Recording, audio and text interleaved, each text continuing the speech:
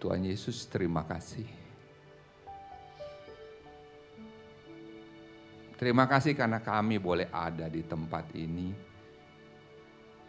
Semua hanya berdasarkan anugerah Tuhan semata. Kami percaya tidak ada yang kebetulan dalam hidup kami, Tuhan. Engkau tahu anak-anak-Mu yang hadir pada pagi hari ini. Biarlah Engkau yang menyucikan dan menguduskan kami. Biarlah hanya Tuhan yang kami mau puji sembah melalui puji-pujian kami ke dalam hadirat Tuhan.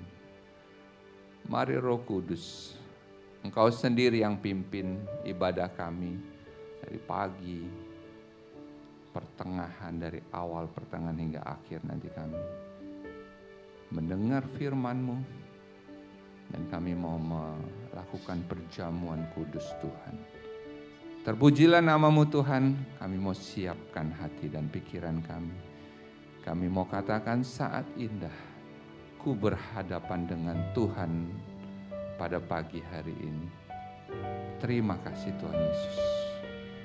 Amin. Bapak Ibu Saudara, katakan kita mau memandang Tuhan. Ini adalah saat indah kita untuk berhadapan dengan Tuhan sebagai Yesus kekasih jiwa kita. Katakan melalui lagu ini. Saat indah, ku berhadapan denganmu, memandang wajah-Mu, memandang wajah-Mu, Yesus kekasih jiwaku. katakan kepada Tuhan, bawa daku erat dalam pelukan-Mu, menikmati kasih dan indahnya hadirat-Mu. saat indah. Saat indah, Saya undang saudara bangkit berdiri, kita nyanyikan lagu ini kepada Tuhan. berhadapan denganmu, memandang wajah-Mu, Yesus kekasih jiwaku. Bawa daku Tuhan, Bawa daku erat dalam pelukan-Mu, menikmati kasih dan indahnya hadirat-Mu. katakan hadirat-Mu Tuhan. Hadirat-Mu Tuhan, Benar Tuhan, ku rasakan kekudusan-Mu Bapa, penuhiku.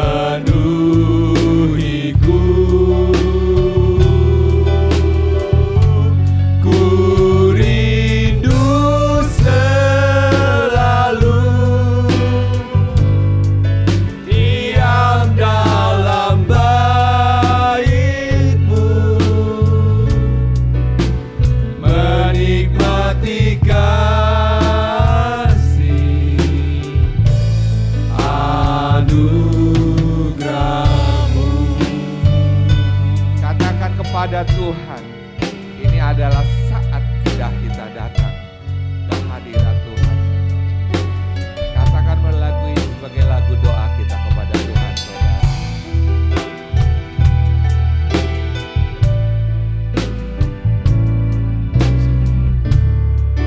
Saat indah, Saat indah,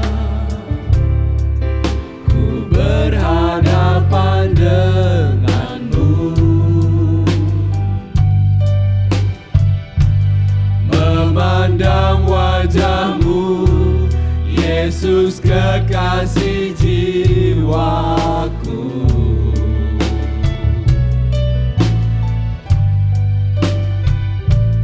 Bawa daku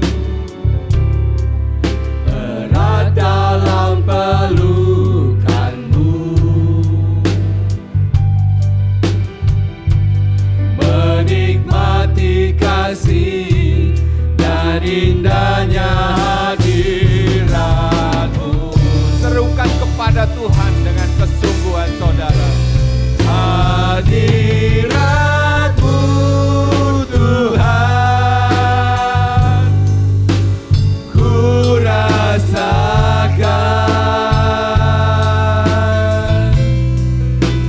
kekudusan-Mu Bapa, penuhiku.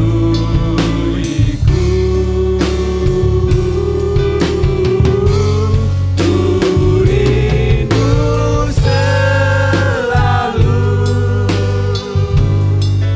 diam dalam bait-Mu,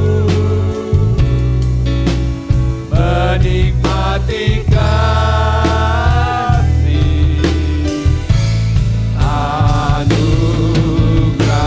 Hadirat-Mu Tuhan, Hadirat-Mu Tuhan, yes Lord, ku rasakan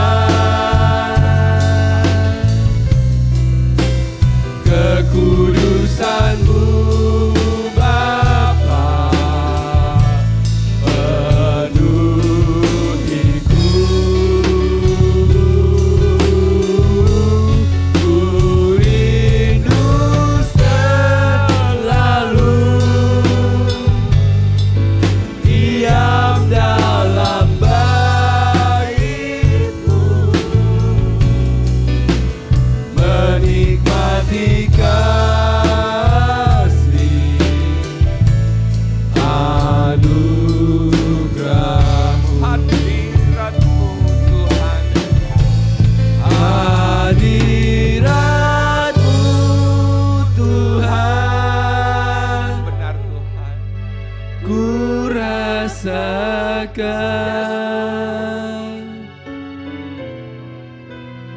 kekudusan-Mu Bapa, penuhiku.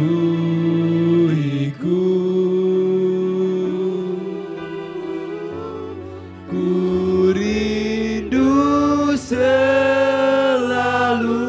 Diam Tuhan, diam dalam bait-Mu, menikmati kasih anugerah-Mu, menikmati kasih anugerah. katakan sekali lagi, menikmati. Menikmati kasih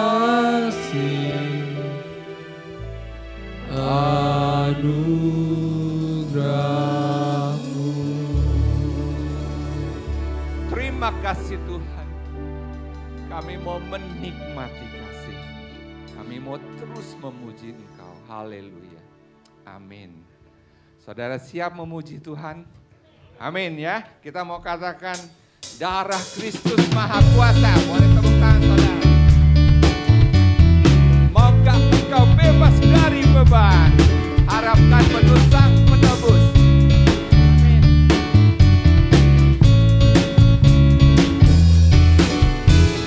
Maukah engkau bebas dari beban? Harapkan penuh Sang Penebus. Maukah engkau iblis dikalahkan? Harapkan penuh penebus. Maukah engkau? Maukah engkau nafsumu ditekan? Harapkan penuh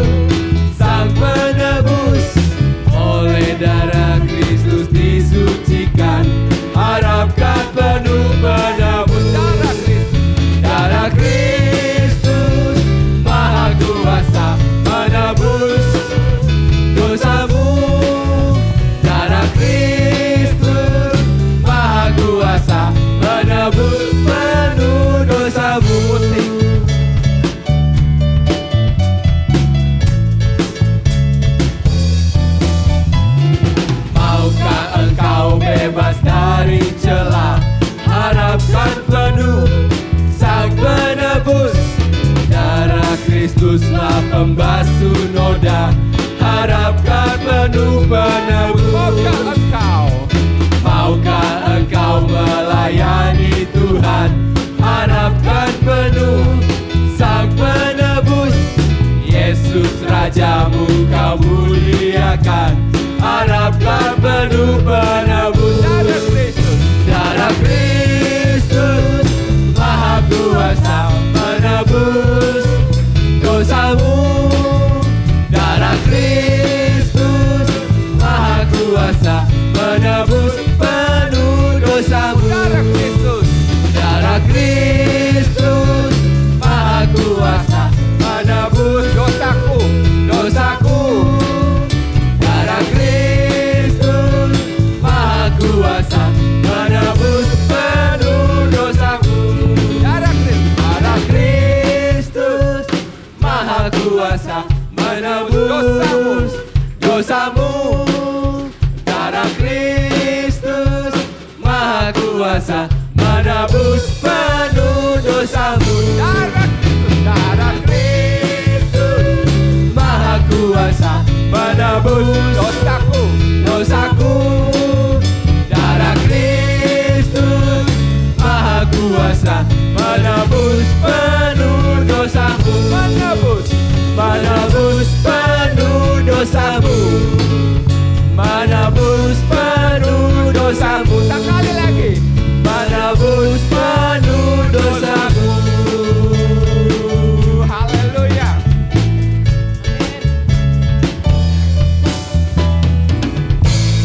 Ini siapa yang yakin Tuhan Yesus menebus dosa kita? Amin. Yang ngacung kayaknya cuma sedikit. Semua ya? Amin. Haleluya ya. Oke, saudara, kita akan siapkan diri kita untuk masuk ke dalam firman Tuhan. Katakan seperti rusa yang rindu dan haus akan Tuhan. Jadikan lagu ini sebagai lagu doa kita semua untuk masuk ke dalam firman-Mu Tuhan. Seperti rusa yang haus aliran sungai.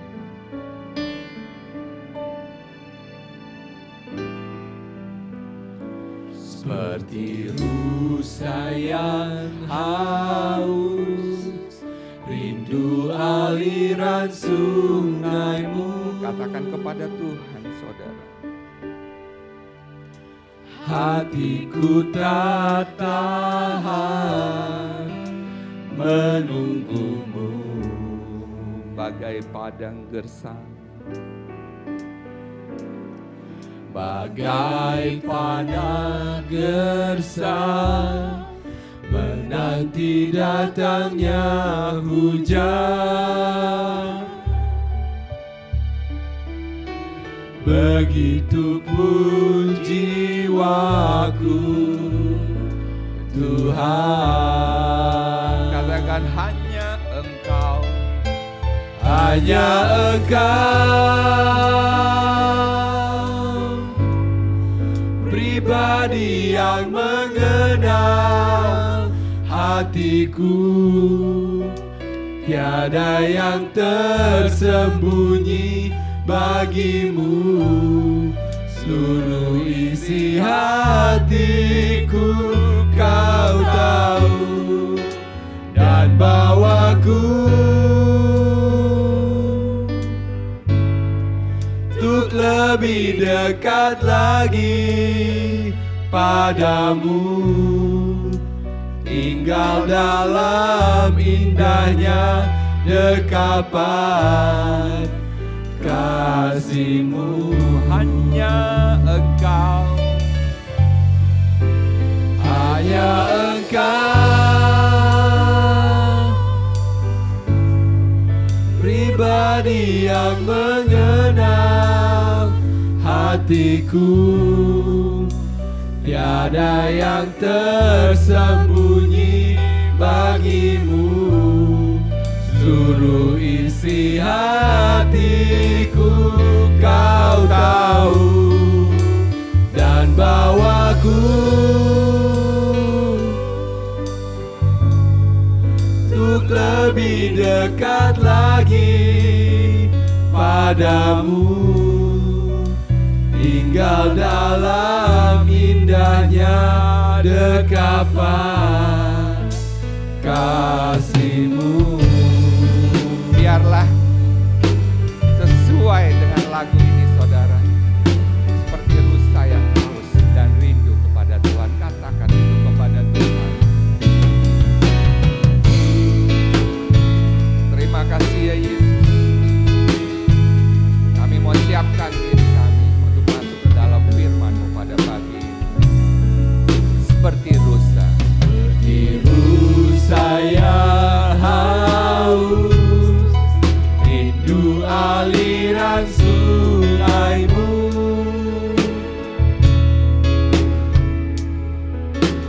Hatiku tak tahan menunggu-Mu. Bagai padang gersang, Bagai padang gersang, menanti datangnya hujan. Begitu pun jiwaku, Tuhan, hanya Engkau. hanya Engkau, pribadi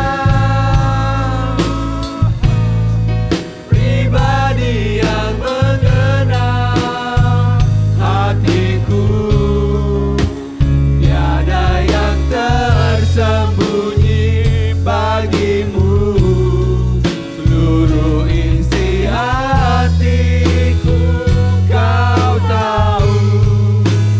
dan bawaku untuk lebih dekat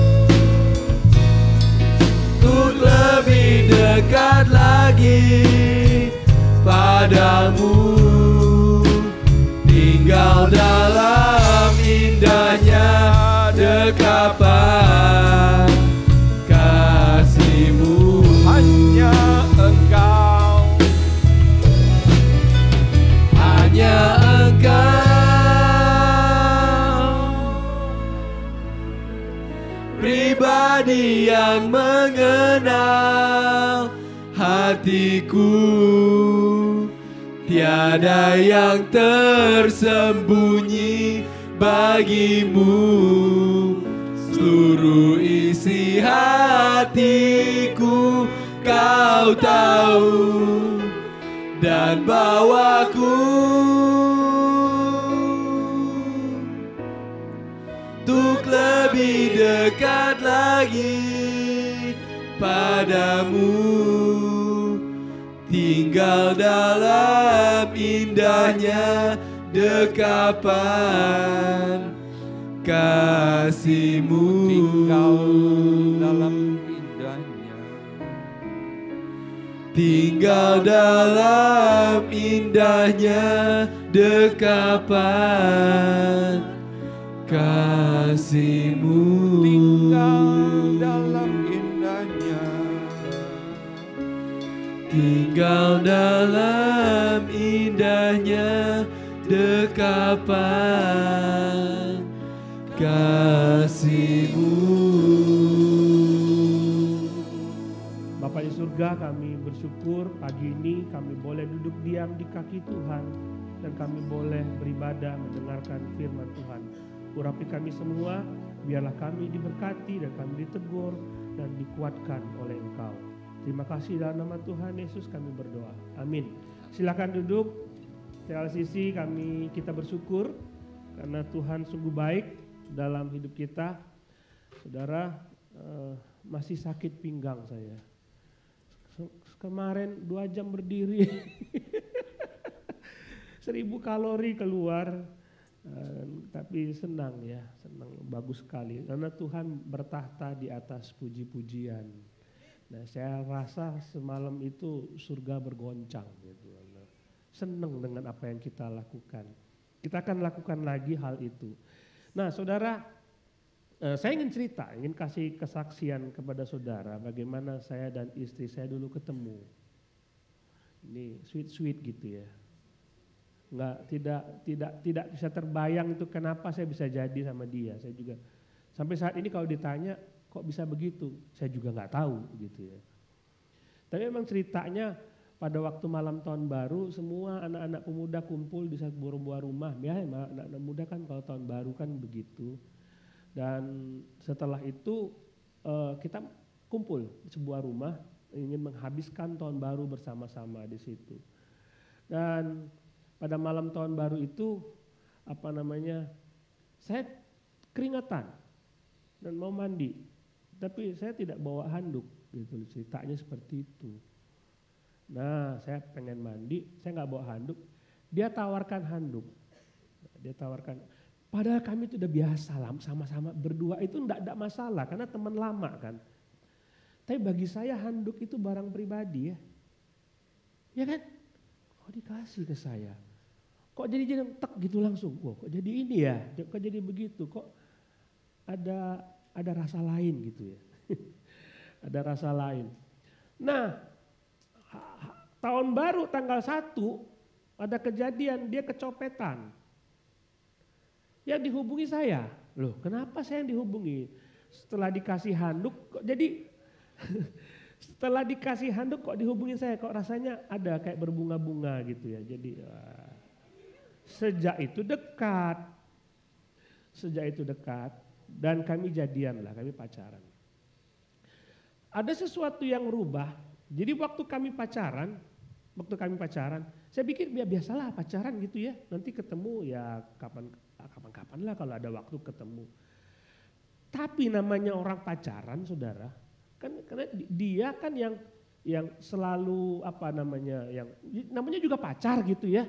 Pengennya ketemu gitu. Jadi tiap hari saya harus datang. Nah, bayangkan, tiap hari harus ketemu. Dan ada perubahan saudara.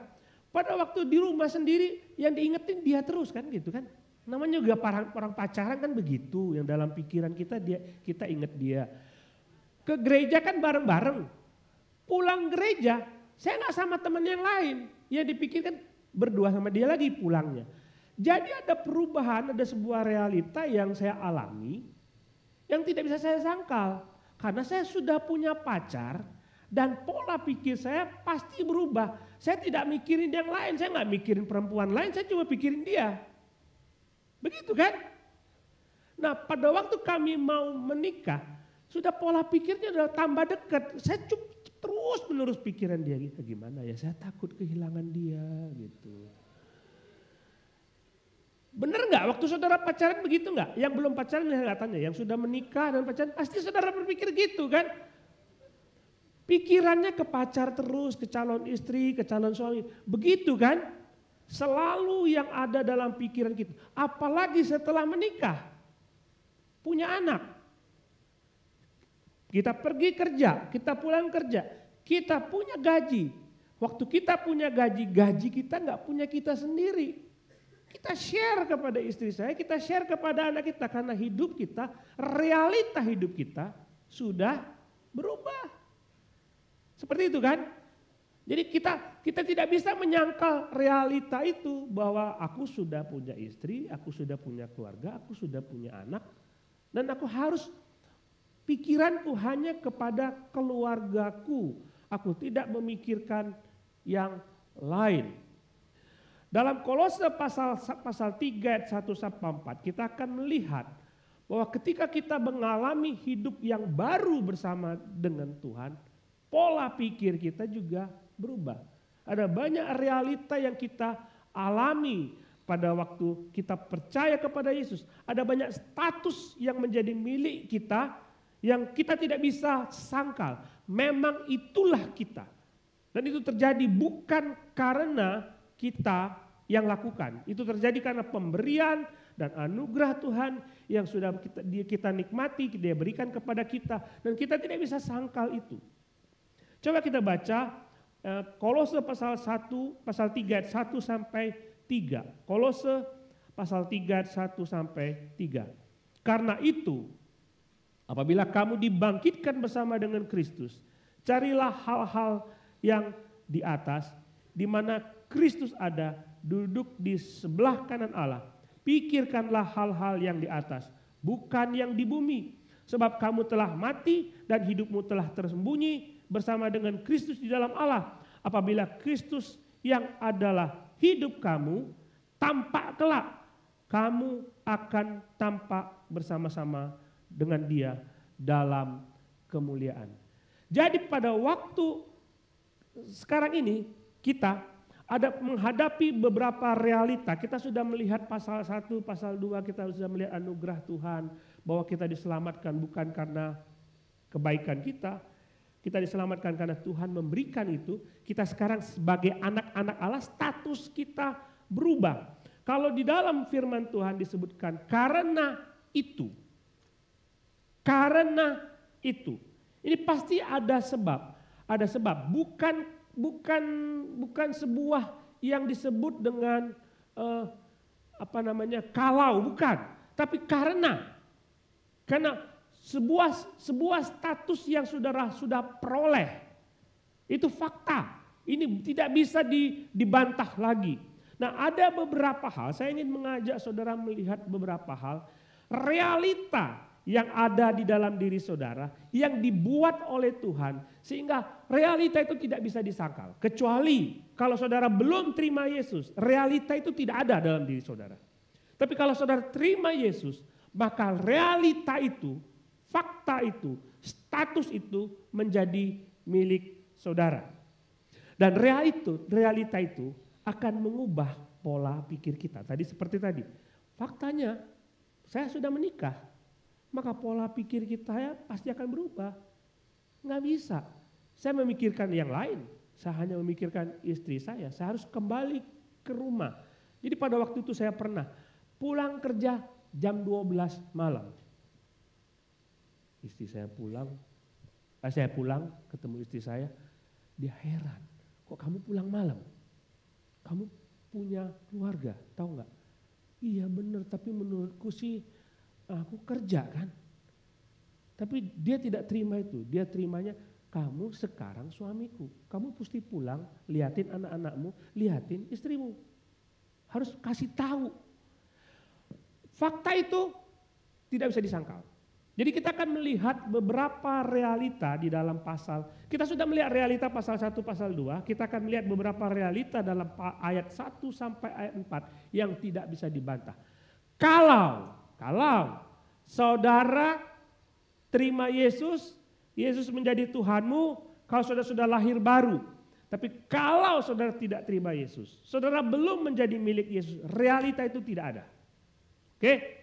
Kita coba lihat fakta yang pertama disebutkan di situ.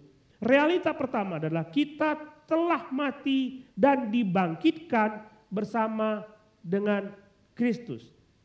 Ayat 1 disebutkan di situ, karena itu kalau kamu dibangkitkan bersama dengan Kristus. Orang-orang yang tidak percaya kepada Kristus, mereka tidak mengalami kebangkitan. Tidak mengalami kebangkitan. Kita hidup 2 kali, itu yang disebut dengan lahir baru. Kita mengalami kelahiran baru. Kita lahir baru, kita bangkit kembali. Paulus mengatakan dalam firman Tuhan bahwa orang-orang yang tidak mengenal Yesus adalah orang-orang yang pada hakikatnya mati. Tidak bisa mendengar firman Tuhan. Sama seperti Lazarus yang mati. Tidak bisa dengar firman Tuhan, tidak. Kalau misalnya diceritakan mengenai hal-hal yang bersifat rohani, mereka tidak akan mengerti karena rohaninya mati. Rohaninya mati. Nah, ayat 1 mengatakan kamu sudah bangkit. Maka realitanya kamu bangkit itu kamu tidak lagi mengalami kematian secara rohani. Kamu tidak mati secara rohani. Artinya kita sudah bisa mendengar suara Tuhan. Nggak bisa kita mengatakan kita nggak mendengar suara Tuhan. Faktanya kita sudah bangkit bersama-sama dengan Kristus. Yesus dibangkitkan, maka kita pun akan dibangkitkan. Fakta itu tidak bisa dibantah. Saudara mengalami kebangkitan, hidup baru bersama-sama dengan Tuhan. Dan ini yang mesti kita sadari, kita punya hidup baru, kita punya kebangkitan, maka kita harus punya keinginan baru. Kita harus punya pola pikir baru. kita harus punya cita-cita baru, perilaku baru, semuanya berbeda dengan kehidupan yang lama. Saudara dibangkit, fakta itu nggak bisa dirubah. Fakta itu, kalau kupu-kupu, saudara lihat kupu-kupu. Sebelum dia jadi kupu-kupu dia ulat. Fakta bahwa dia ulat, dia bukan kupu-kupu. Kehidupan lamanya adalah dia pergi dari daun ke daun dan makan daun. Dan ketika dia menjadi kupu-kupu, dia mengalami transformasi total. Kalau dia mengalami transformasi total, artinya dia tidak pergi daun ke daun lalu tidak pernah terbang. Kupu-kupu harus terbang. Kalau kupu-kupu dari daun ke daun makan daun dan tidak pernah terbang, itu bukan kupu-kupu, dia masih ulat. Masih ulat. Saudara sudah mengalami hidup yang baru bersama-sama dengan Tuhan. Fakta itu tidak bisa dibantah. Tetapi dalam ayat 3, coba perhatikan, kamu telah mati. Kamu telah mati dan hidupmu tersembunyi bersama dengan Kristus. Kamu sudah mati. Tadi disebutkan, kamu bangkit. Bangkit kan itu hidup. Bangkit itu hidup. Lalu kenapa disebutkan dalam ayat 3 kamu mati? Dan kalau saya cerita kepada saudara cerita kepada orang lain, saya mati, sudah mati. Apanya yang mati? Tadi bilang hidup, bangkit, sekarang mati. Yang mati adalah saudara mati terhadap keinginan yang lama. Roh yang lama itu sudah mati. Sehingga saudara punya power untuk tidak menghendaki lagi kebiasaan lama. Jadi ketika saudara bangkit bersama dengan Yesus, saudara memiliki keinginan yang baru. Ketika saudara mati itu adalah kebiasaan lama. Roh yang lama, roh yang mematikan itu dan punya keinginan untuk dapat melakukan dosa. Itu pada dasarnya sudah mati. Fakta ini ada dalam diri saudara. Kalau saudara hidup bersama dengan Tuhan Yesus, memberikan keinginan yang baru. Kalau saudara sudah mati bersama dengan Tuhan, maka keinginan lama itu bisa dihilangkan, bisa hapus, tidak mau lagi dengan kebiasaan-kebiasaan lama. Maka seharusnya kita punya power untuk melakukan sesuatu yang baru dan meninggalkan yang lama. Begitu kan? Faktanya seperti itu. Ini tidak bisa disangkal saudara. Coba lihat Roma pasal 6 ayat yang ke-6. Karena kita tahu bahwa manusia lama kita telah turut disalibkan. Manusia lama kita yang lama itu sudah disalibkan, sudah mati. Supaya tubuh dosa kita hilang kuasa atasnya. Tubuh yang berdosa ini tidak berkuasa lagi atas dosa. Tidak pengen dosa lagi. Faktanya harus seperti itu. Jadi kalau ada orang yang mengatakan aku tidak bisa menghindari dosa. Itu faktanya kalau kita tidak menggunakan kuasa itu. Kalau nyata-nyata saya tidak berkuasa atas dosa, seharusnya saya tidak lagi ingin dosa.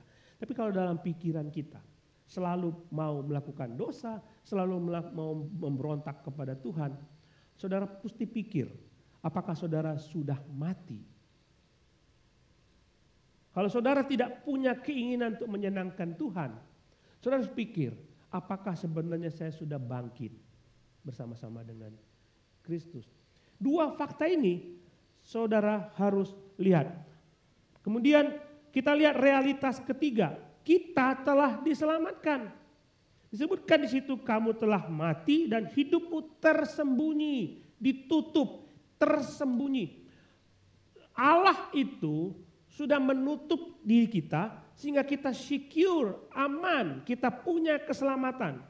Saudara, bagi saudara yang belum tahu, ketika saudara percaya kepada Yesus, bukan mudah-mudahan saudara masuk surga.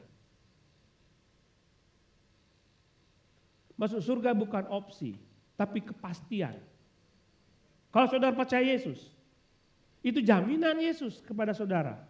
Fakta, hidupmu dibungkus oleh Yesus. Secure, aman, keselamatanmu itu pasti di dalam Yesus. Ini realita. Ini realita. Kemudian kita lihat lagi fakta berikutnya. Realitas berikutnya disebutkan di situ di dalam ayat yang keempat. Apabila Kristus yang adalah hidup kita menyatakan diri kelak, ini akhir zaman.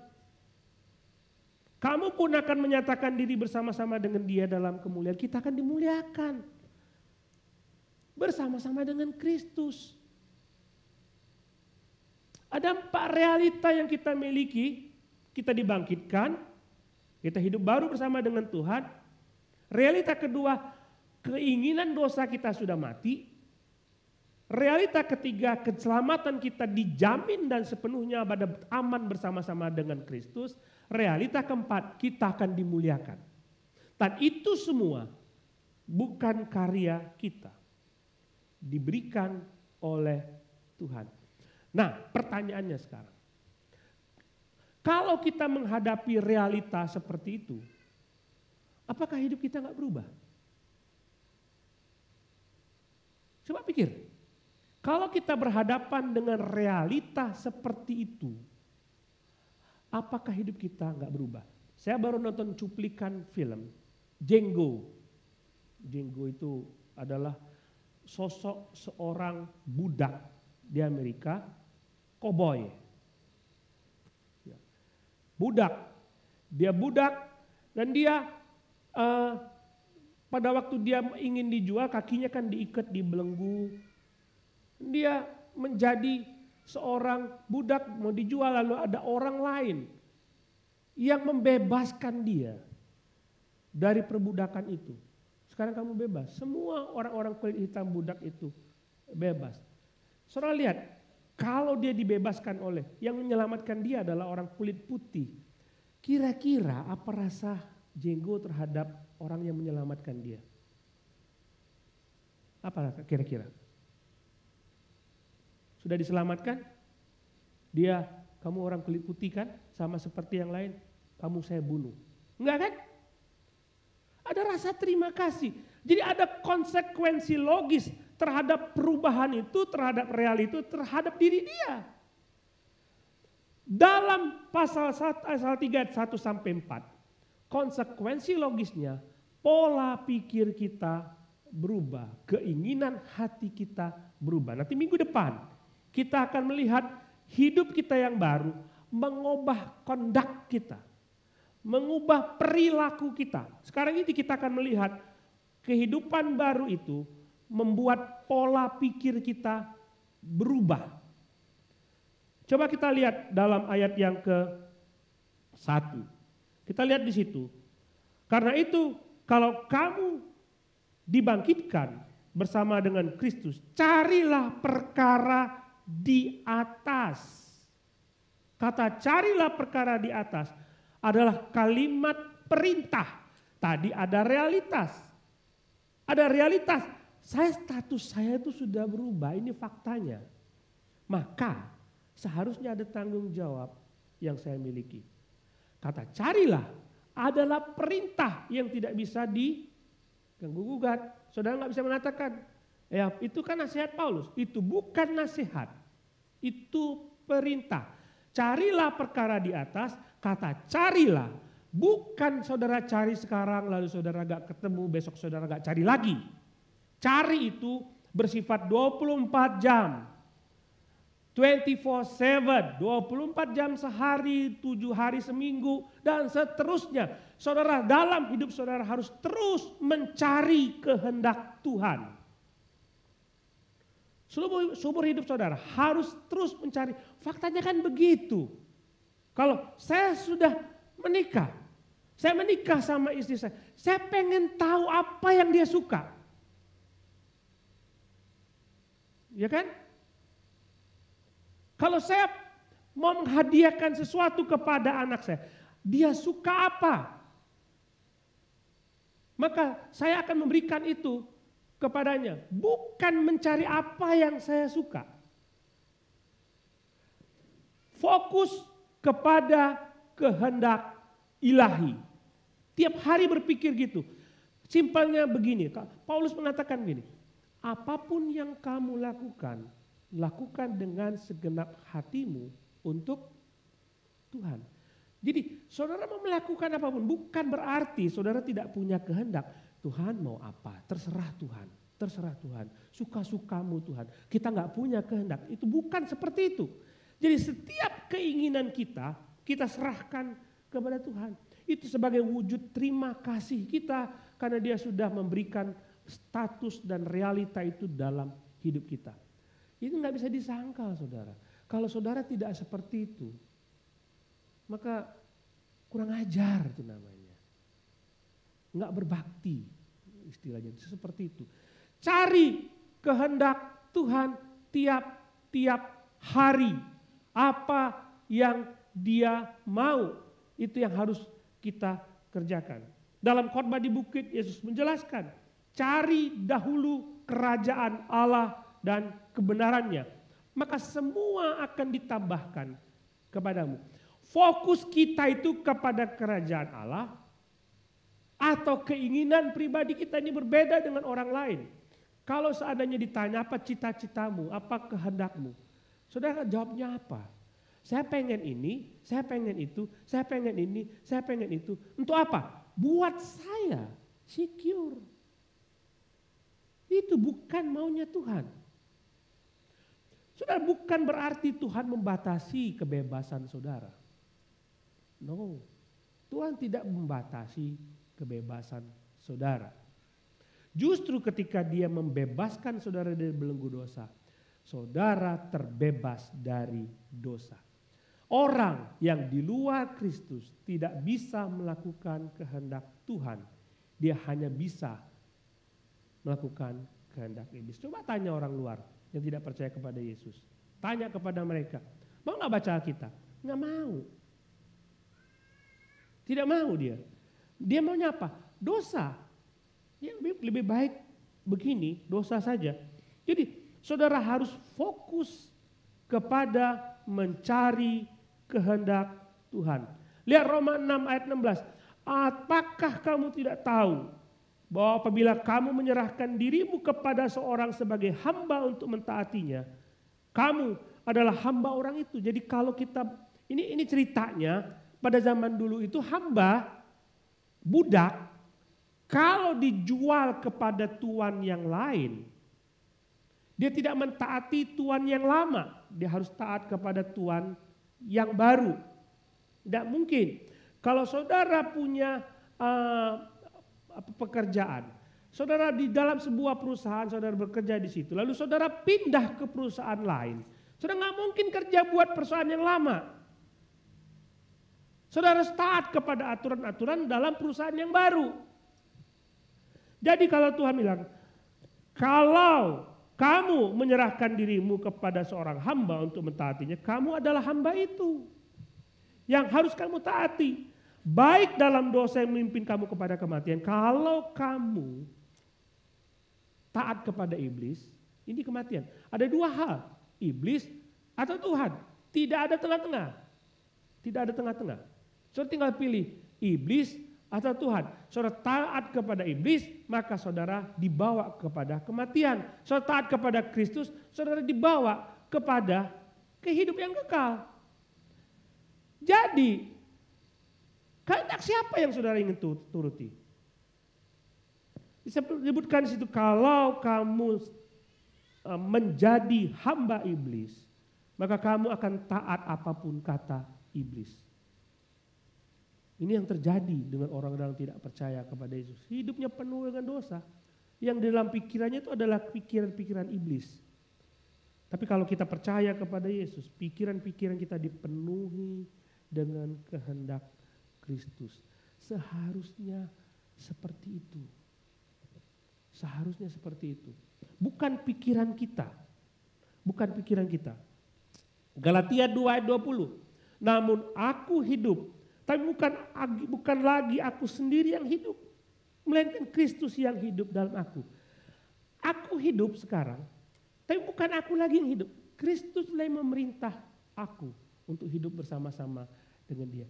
Sehingga saudara, coba cari terus menerus, Tuhan, apa kehendak-Mu dalam hidupku? Lu cari pacar, Tuhan benarkah ini yang Tuhan mau? Tanya itu. Karena dia tahu yang terbaik buat saudara. Saudara melakukan apapun, pasti tanya dengan Tuhan. Melakukan ini, pasti tanya. Coba pikir, kalau saudara mau mencuri, saudara tanya sama Tuhan. Kira-kira apa jawaban Tuhan? Kalau pola pikir itu saudara bisa lakukan dalam hidup saudara, saudara akan terhindar dari kembali kepada keinginan-keinginan lama. Tanya terus kepada Tuhan. Tanya terus. Kemudian kita lihat dalam ayat berikutnya. Ayat yang kedua.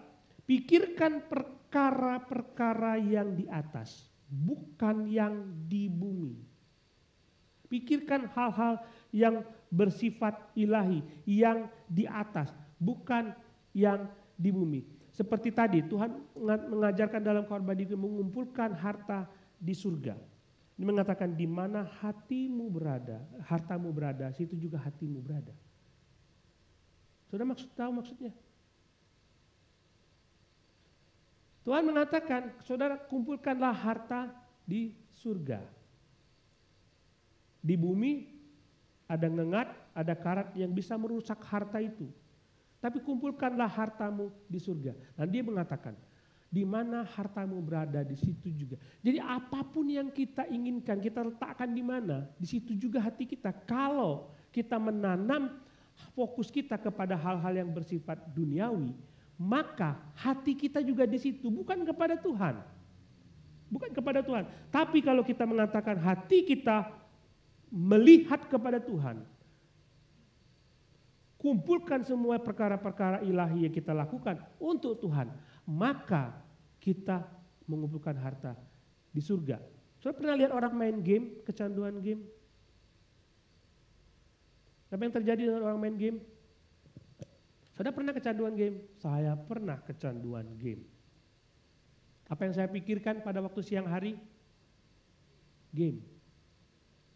Apa yang saya pikirkan waktu saya masak? Game. Kadang-kadang nunggu grup WA grup games, cari cheating di situ. Ada cheating baru. Wah, ini masak aja susah lupa.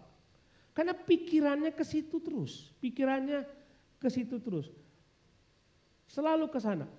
Sudah dalam sisi positif itulah yang harus kita lakukan dalam hidup kita. Apapun kegiatan kita harus pikir pikiran-pikiran surga. Pola pikir itu harus berubah. Kalau keinginanmu, hasrat hatimu selalu dipenuhi dengan dosa, maka 4 realita itu sebenarnya belum ada di dalam dirimu. Atau saudara mengatakan 4 realita itu saya sudah punya Pak Pendeta, tapi saya masih mau dosa. Hati-hati dengan ucapan itu. Kadang-kadang kita seperti firman Tuhan itu. Kita coba lihat tadi ayatnya. Aku hidup, tapi bukan aku sendiri yang hidup, melainkan Kristus yang ada di dalam aku. Saudara hidup, tapi bukan Kristus yang memerintah. Saudara mau diri saudara sendiri yang memerintah. Loh, dia kan raja kita, saudara. Saya selalu ngajak berpikir gini. Kita kadang-kadang itu berpikiran terlalu sempit untuk hanya berpikir hidup kita yang singkat di dunia ini saja. Kita nggak berpikir bahwa ada realita yang belum terjadi dalam hidup kita, bahwa kita akan dimuliakan Tuhan ketika Dia datang. Anda bayangkan, suatu saat kelak Dia akan datang di atas awan-awan, kita diangkat, Dia sambut sendiri, mari pulang anakku. Saudara harus berpikir gitu. Suatu saat kelak Yesus akan datang dan engkau akan dijemput bersama-sama dengan Dia. Maka pikiranku akan selalu berpikir ke sana. Berpikir ke sana. Mau pindah rumah, saudara pikiran saya ke pindah rumah itu. Saudara pindah ke negara lain, pindah pekerjaan tempat lain. Pikiran saudara pasti ke sana terus. Enggak kepada sesuatu yang lama. Yesus mau datang. Yang kita tidak tahu itu kapan. Bisa malam ini, bisa besok. Hiduplah seolah-olah dia mau datang. Sehingga fokus kita selalu ke situ. Selalu ke situ. Pikiran kita harus diubah. Jangan lagi memikirkan hal-hal yang bersifat duniawi. Tapi bertanya terus kepada Tuhan. Tuhan, apa yang aku pikirkan? Aku harus berpikir buat Tuhan. Coba pikir saudara. Tiap-tiap hari saudara bergumul memikirkan bagaimana untuk hidup. Semua itu dicari oleh orang-orang yang tidak mengenal Allah. Kamu punya Bapa. Bukan berarti saudara tidak boleh kerja, silakan kerja. Tapi fokus saudara tetap kepada perkara-perkara surgawi. Apakah pekerjaanku memuliakan Tuhan?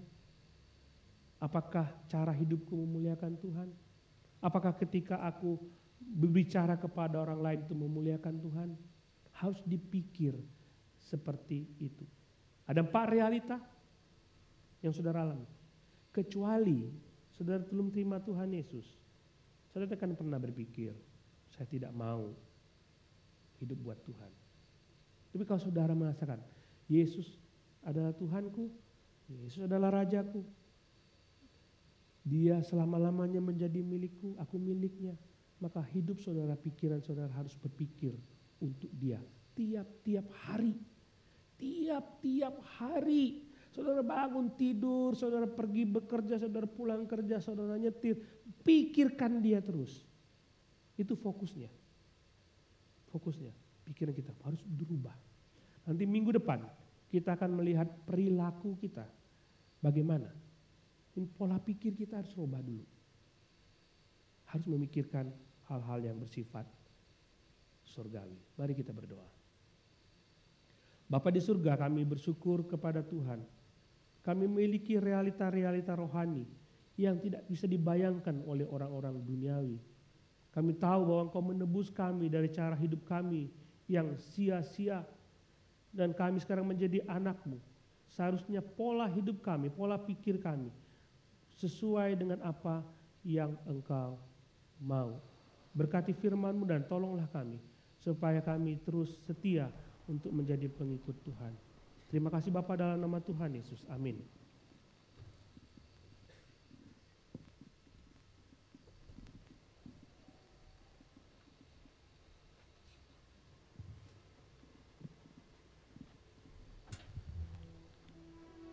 Bapak Ibu Saudara, kita akan respon firman Tuhan dengan katakan dengan lagu hidup ini adalah kesempatan. Kita jangan sia-siakan waktu yang Tuhan beri dalam hidup kita. Mari kita responi bersama melalui lagu ini. Hidup ini adalah kesempatan. Hidup ini untuk melayani Tuhan. Jangan sia-siakan waktu yang Tuhan beri. Hidup ini harus jadi berkat. Hidup ini adalah kesempatan. Hidup ini untuk melayani Tuhan. Jangan sia-siakan waktu yang Tuhan beri. Hidup ini harus jadi berkat. Katakan kepada Tuhan. Tuhan, pakailah hidupku selagi aku masih kuat. Bila saatnya nanti ku tak berdaya lagi, hidup ini sudah jadi berkat. Nyanyikan sekali lagi. Hidup ini adalah kesempatan. Hidup ini untuk melayani Tuhan. Jangan sia-siakan waktu yang Tuhan beri. Hidup ini harus jadi berkat. Oh Tuhan, oh Tuhan, pakailah hidupku selagi aku masih kuat. Bila saatnya nanti ku tak berdaya lagi, hidup ini